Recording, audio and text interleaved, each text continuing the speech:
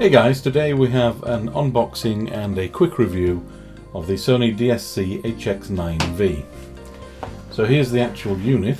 As you can see, we have the typical Sony attention to detail, all the information you could think of on every single corner of the box.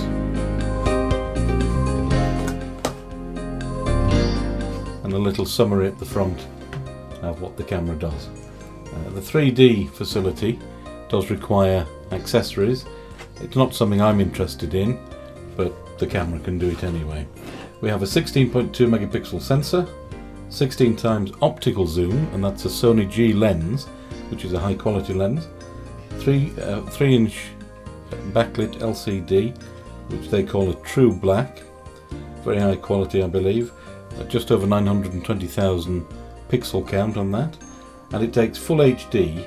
Now this is true full HD, which with a PAL system is 50 frames a second and NTSC is 60 frames a second. Non-interlaced, it's progressive video. So let's get into the box and see what we get. Now, these things always fox me, so let me see if I can open it today without too much trouble. Nope. I hate the packaging that you get with these. But then I have no fingernails, so it's difficult for me to open them. Let me cut into this.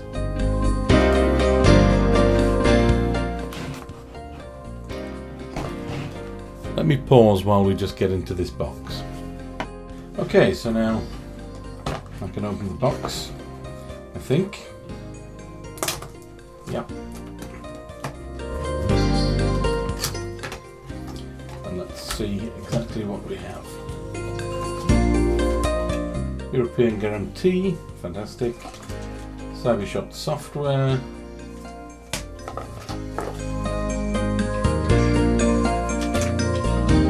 It looks like really some kind of an advert about the 3D facilities. A reminder to register the purchase online and how to do so. Yep. A booklet showing me what accessories are available.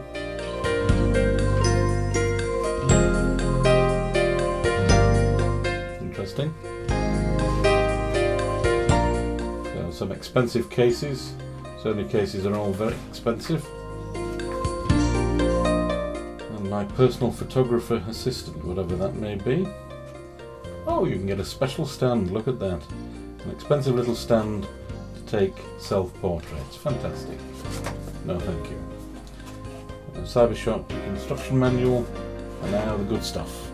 Okay. So we have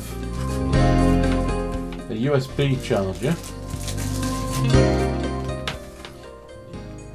Very small, as you can see. That's the USB port. I believe now they've taken away the separate wall charger, so that this is used to charge the battery in camera, which is a little inconvenient.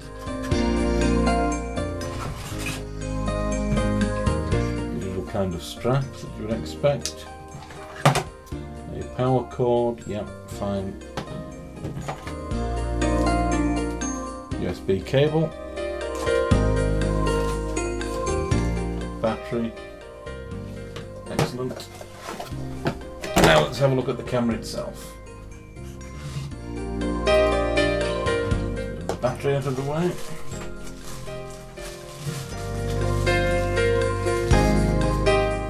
So this is the camera. Feels very well made, very solid, chunky metal. I'm going to give you a tour around the various controls in a moment when I do a close-up. I'll also compare that to the old version, which was the HXV, and I'm going to give you close-ups of the two so you can have a good look and compare them. Let me zoom in and then show you. So on the front of the camera we have the usual Sony label telling us all about the camera. We have a fairly chunky lens mount, the G lens designation down here. I'm not quite sure, I think that's some kind of infrared sensor. Let's see. Let me get in a little closer to show you the top plate. So, this houses the pop-up flash. This is where the microphone used to be on the HXV. The microphone on the 9V is moved here, which is a much more sensible position. You're unlikely to trap the microphone with your finger. We have the on-off button, custom button, the on-off, the shutter button, and the widen telezoom. And here we have the mode menu. I'm going to give you a close-up on that now. As you can see, we have various modes. We have manual program, iAuto, iAuto enhanced. We have the movie mode, scene mode, and so on. We'll go through the modes properly in the full review. This is just a quick look at the camera. On the back of the camera, we have the movie button, so instant record of movies. A nice thumb grip, which is much easier for use than the slick surface that we had before. The playback button, and then the control dial. And around the side we have various pointers for the different controls, burst setting, flash setting, and so on. Now the delete button as a multi-purpose. We have the help function on there as well. We have the self-timer here, the menu button, and so on. And the screen, very large, very clear. I'll take some showing you exactly what it looks like when that's switched on. At the bottom we have the usual, let me just put this the right way around. We have the lockable battery and SD card switch.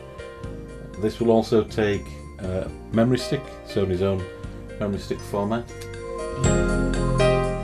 We have a centrally mounted tripod bush now, which means it will be easier to use this on a tripod. You will have better weight distribution, and you'll probably be able to use a slightly smaller tripod as well. I have a number of them. I always had a problem with the HXV when using small tripods like this, simply because the weight was distributed badly. And that's the base plate. We also have the USB port. So this is Sony's own, I think, a special proprietary base port, but they do provide the connector. Let me have a look. Yeah. Okay, it is one of Sony's own, so that you have to buy from them. On this side of the camera we have the HDMI port. Personally, I would have preferred to see the USB here as well. This is a normal HDMI. Can we see? Let me just position that so we can see. Unlike the previous model, which required an adapter, which Sony provided in all fairness, but it was still fiddly and a nuisance. There we have the Sony HX9.